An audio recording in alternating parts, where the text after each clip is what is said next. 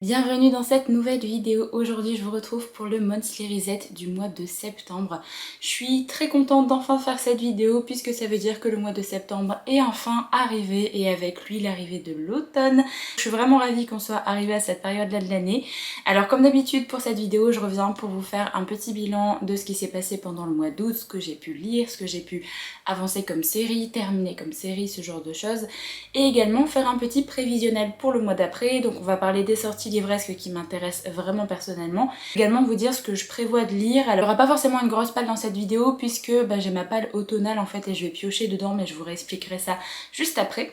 On va commencer du coup directement avec le bilan du mois d'août qui a été plutôt mitigé. En fait, j'ai bien commencé le mois. Après, au milieu du mois, ça a été extrêmement difficile pour moi et à la fin du mois, j'ai réussi à relire un petit peu et à reprendre un semblant de rythme de lecture.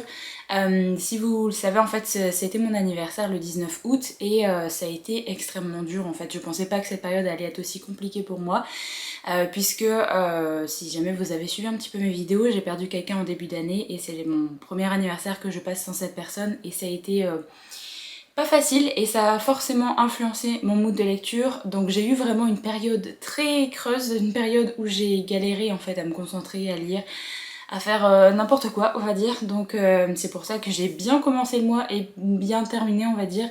Mais au niveau du milieu, c'était plutôt en dents de scie.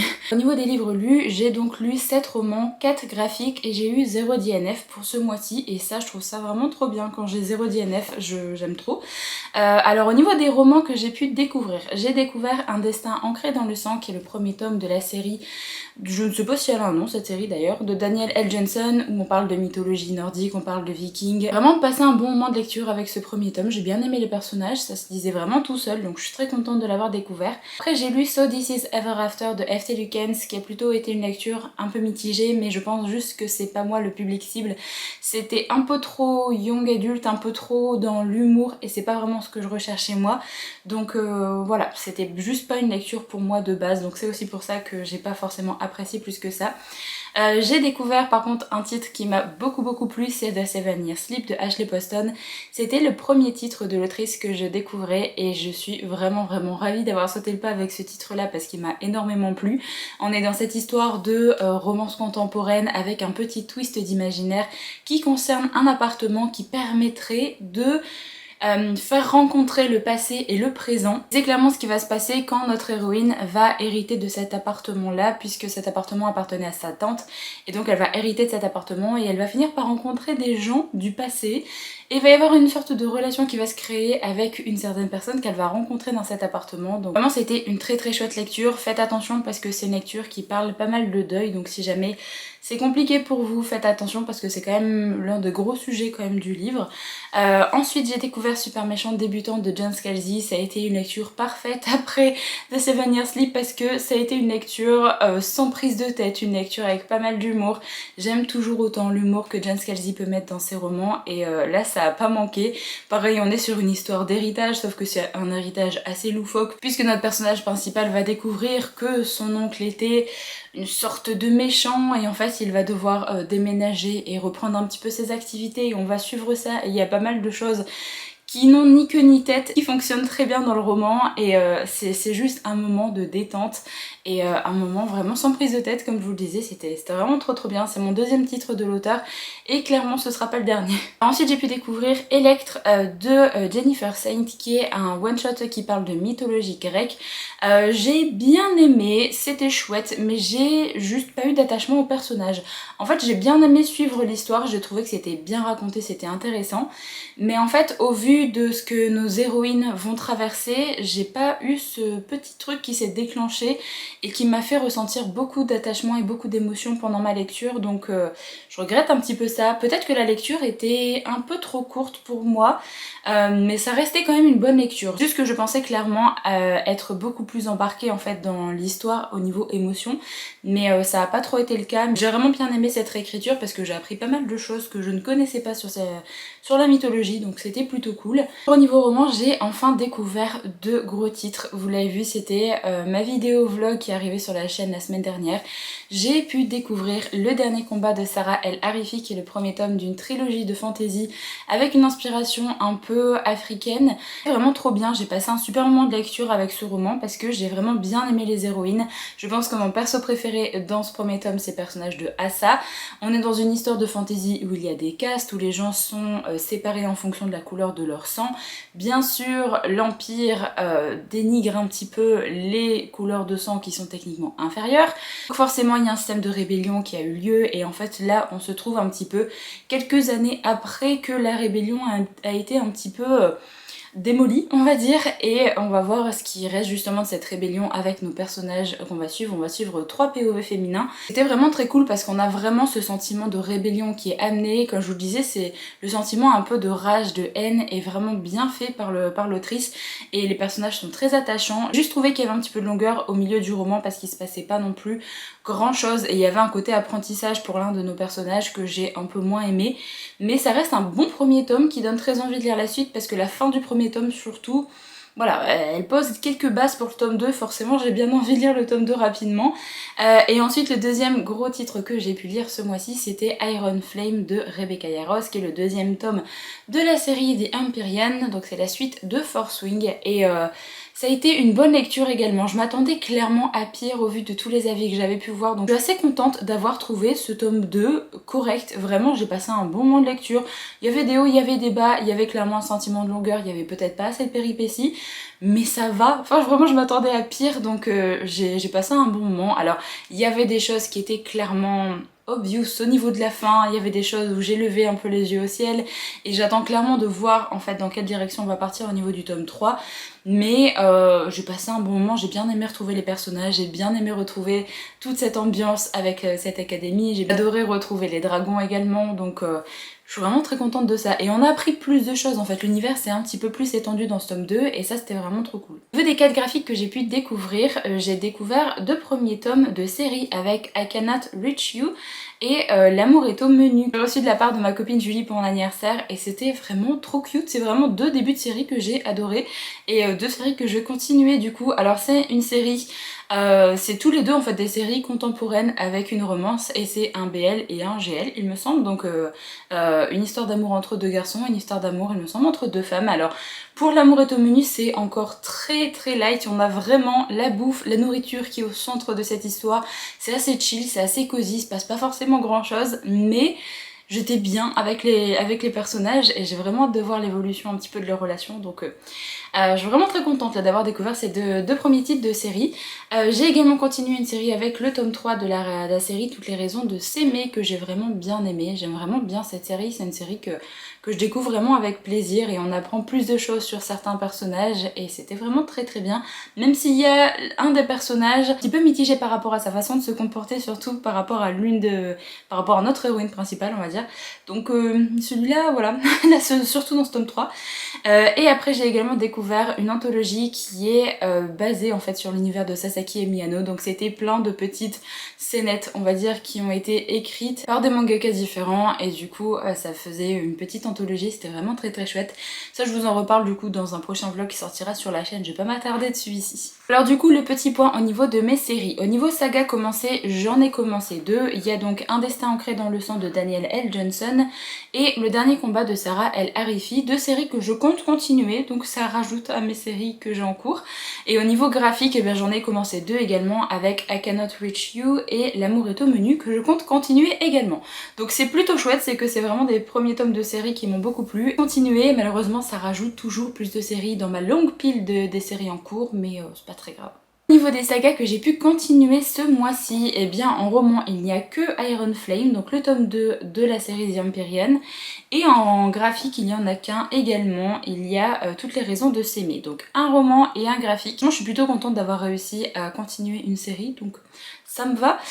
Au niveau saga terminée par contre ça a été le néant, je n'ai pas terminé de série ce mois-ci, j'espère en terminer pendant les mois d'automne, on verra bien. Si jamais je peux terminer certaines séries. Ici, je vais vous parler d'un titre que je vais lire normalement au mois de septembre qui va me permettre de terminer une série. Donc au moins, je vais en terminer une au mois de septembre. Ce sera déjà ça.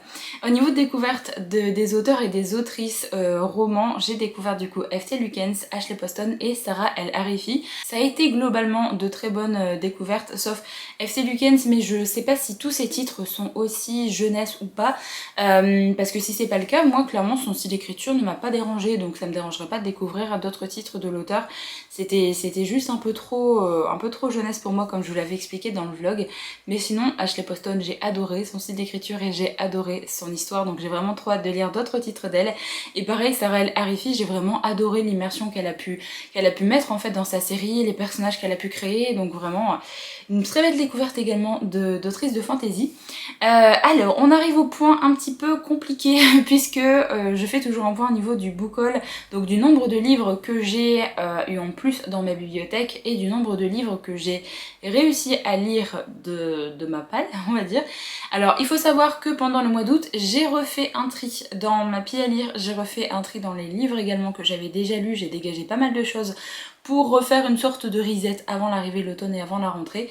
Donc j'ai réussi à ne pas bouger au niveau du nombre de livres dans ma palle, alors que j'ai eu quand même un plus 22 ce mois-ci dans ma bibliothèque. Je vous mettrai sur l'image tous les titres qui sont arrivés dans ma bibliothèque ce mois-ci. Les grisés sont les titres que j'aurais déjà lus. Vous verrez qu'il n'y en a quasiment pas, il y a que des graphiques de toute façon que j'ai lus.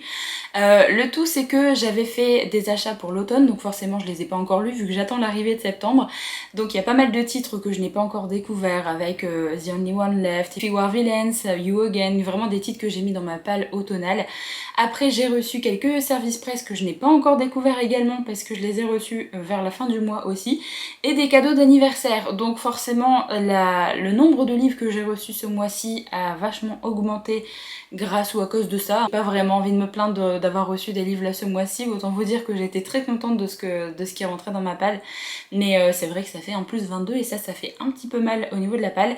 Mais comme je vous l'ai dit, comme j'avais fait des tris parmi ma vieille pile à lire, donc j'ai pu équilibrer tout ça. J'ai lu 11 titres du coup ce mois-ci, donc normalement j'aurais dû avoir un plus 11, ce qui n'est pas arrivé du coup puisque j'ai fait un gros tri, donc je suis restée au même nombre dans ma palle. Au 1er janvier j'étais à 108 livres dans ma palle et là je suis à 97 comme le mois dernier. J'espère vraiment réussir à garder un chiffre sous la barre des 100. C'est un petit peu mon goal, et même essayer de baisser sous les 90 avant la fin de l'année, mais je vous avoue que c'est un petit peu compliqué.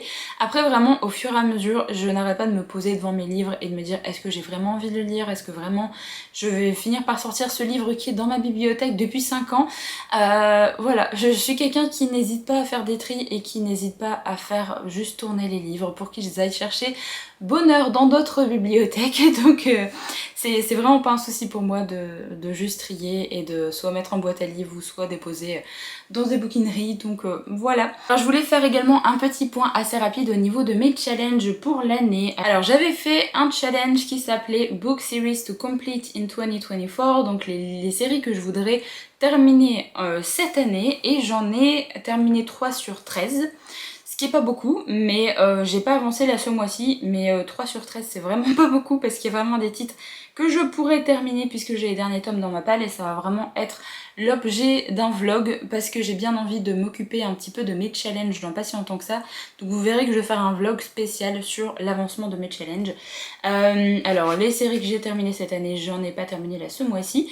Ensuite j'ai un challenge qui s'appelle Most Read Books This Year et j'en ai lu 3 sur 8. Donc je suis pas à la moitié, mais il y en a un que je vais lire tout début du mois d'octobre qui est Les secrets de la femme de ménage, puisque avec les personnes avec qui j'avais fait la LC du tome 1, on va faire la LC du tome 2 à la sortie poche de ce livre là, donc il sort il me semble le 2 octobre en poche en français, donc on va lire ça en lecture commune, donc je vais arriver facilement à 4 sur 8. Je vais avancer tranquillement dans ce challenge. Ensuite j'ai le challenge forcément le Goodreads Choice Award, et alors au niveau fiction j'en ai lu 1 sur 2, au niveau thriller j'en ai lu aucun, au niveau romance j'en suis à 1 sur 3, au niveau romantasy J'en suis à 0 sur 3. Ça va changer puisqu'il y aura le Carissa Broadbent que je vais lire très très vite, donc je vais pouvoir avancer un peu dans cette catégorie-là. Au niveau fantasy, j'en ai lu aucun sur les 3. Au niveau SF, j'ai lu les 2 que j'avais prévu de lire, 2 sur 2, donc ça c'est plutôt cool. Au niveau horreur, je n'en ai lu aucun sur les 4 que j'avais notés, mais je pense que ça va peut-être changer avec l'automne. Au niveau Young Adult, Fantasy et SF, j'ai lu 1, 2, 3, 4 titres sur les 8 que je m'étais noté, ce qui est plutôt chouette également parce que je suis arrivée à la moitié là. Même des titres que je pourrais lire encore avant la fin d'année, donc je pense que je vais avancer tranquillement là-dedans. Et au niveau Young Adult Fiction, j'en ai lu 1 sur 2 et le deuxième est dans ma palle automnale, donc il faut vraiment que je le découvre. Ensuite, j'avais fait une pile à lire annuelle et parmi cette pile à lire, je n'ai lu que 2 titres sur les 10, il me semble. C'est vraiment pas énorme. Alors j'en ai 1, 2, 3 qui vont certainement être lus là pour l'automne, voire peut-être un peu plus. Donc j'espère vraiment avancer dans cette pile à lire de 2024. J'ai bien avancé également dans mon challenge Read It or Unheard It puisque j'ai fait un énorme tri là depuis le début d'année comme je vous l'avais dit. Mon ancienne pile à lire, je suis en train de la dépoussiérer un petit peu. Et alors sur les 66 titres qui faisaient partie de ma palle avant 2023, j'ai lu ou unhaul 31 titres, donc je suis quasiment à la moitié. Je suis plutôt contente parce qu'il y a vraiment des titres que je ne me voyais plus lire, des titres qui ne m'intéressaient plus. Donc je suis vraiment contente là d'avoir fait un énorme tri depuis le début d'année. Ça fait vraiment plaisir parce qu'au moins quand je regarde ma pile à lire, il y a quasiment tous les titres qui me tentent et quasiment tous les titres, je veux les caser dans le mois d'après. C'est vraiment cool d'avoir ce sentiment quand je regarde ma palle.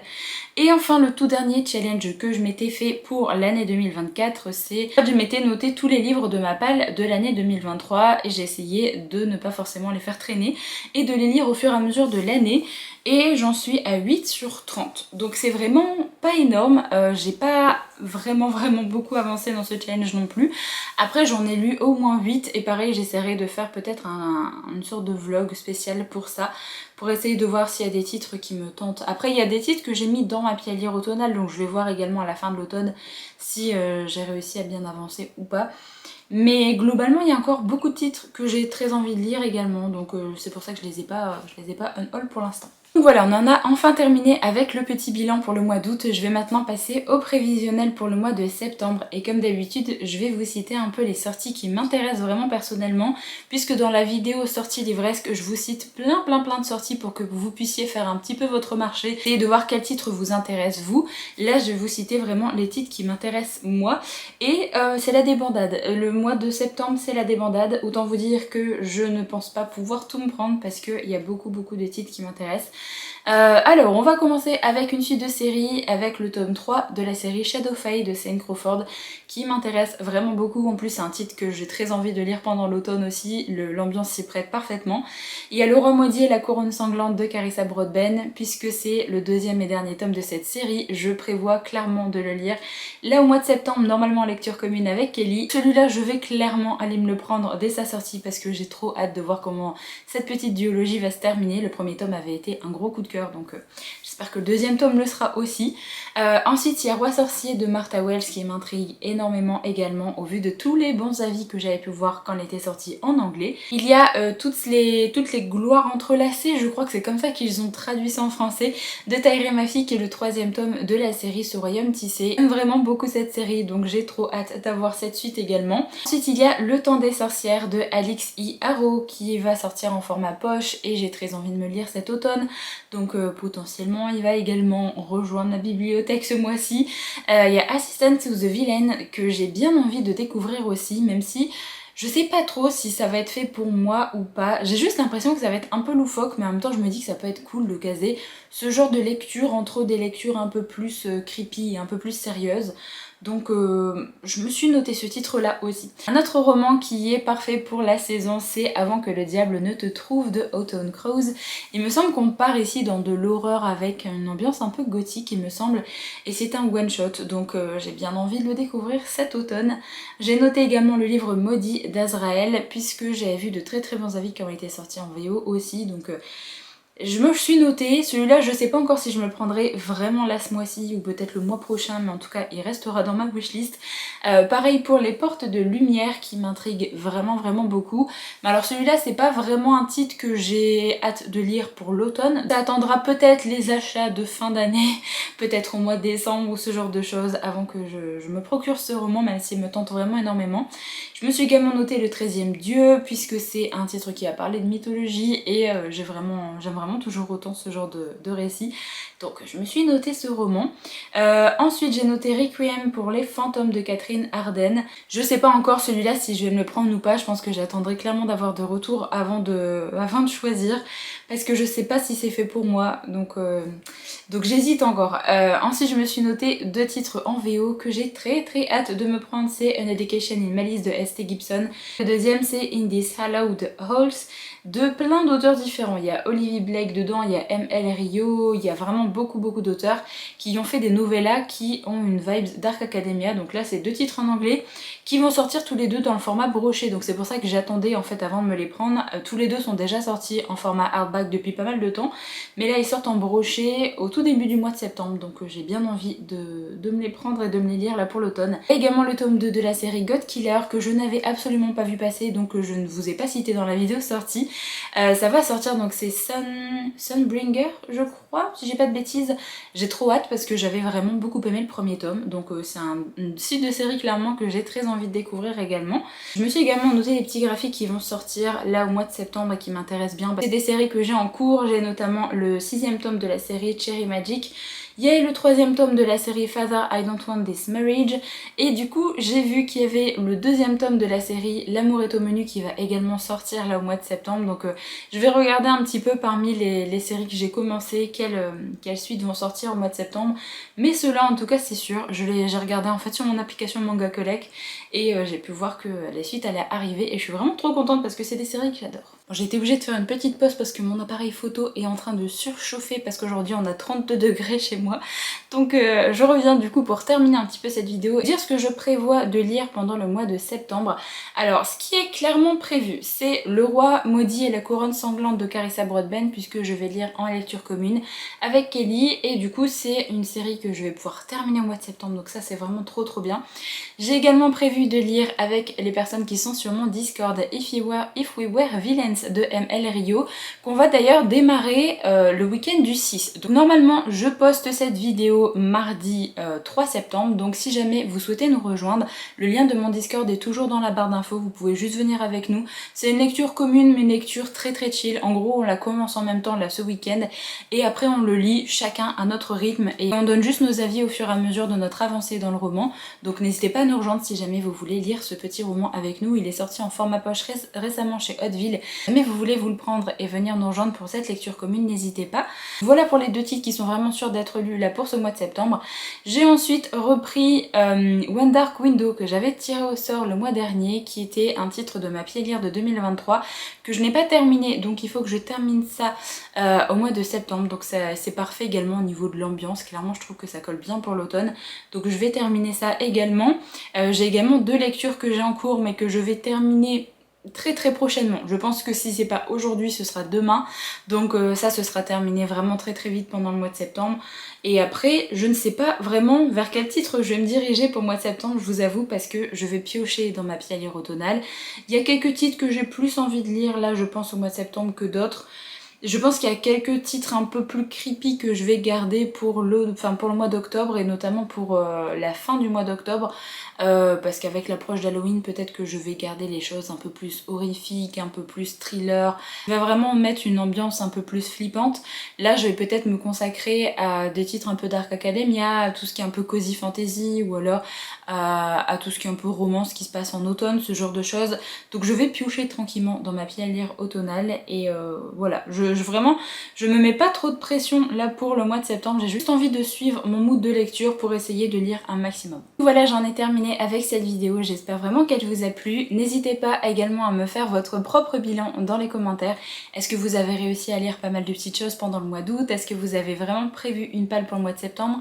Ou alors est-ce que vous allez prendre un petit peu dans votre palle automnale, dans votre palle du Pumpkin Autumn Challenge peut-être? N'hésitez pas à me faire savoir ça. Alors si jamais vous voulez laisser un petit emoji pour marquer votre passage par ici, n'hésitez pas à mettre des emojis qui peuvent faire penser au titre If We Were Villains. Vu que c'est de la Dark Academia, je pense à une petite bougie, peut-être un couteau parce qu'on va parler d'un meurtre, peut-être un emoji de couleur noire vu que le roman est très sombre et que ça va être une ambiance assez sombre. Donc je pense que ces emojis peuvent parfaitement coller à ce titre. Du coup moi je vous laisse ici pour cette vidéo, j'espère vraiment qu'elle vous a plu. Je vous retrouve très vite pour une nouvelle vidéo, donc en attendant, prenez soin de vous.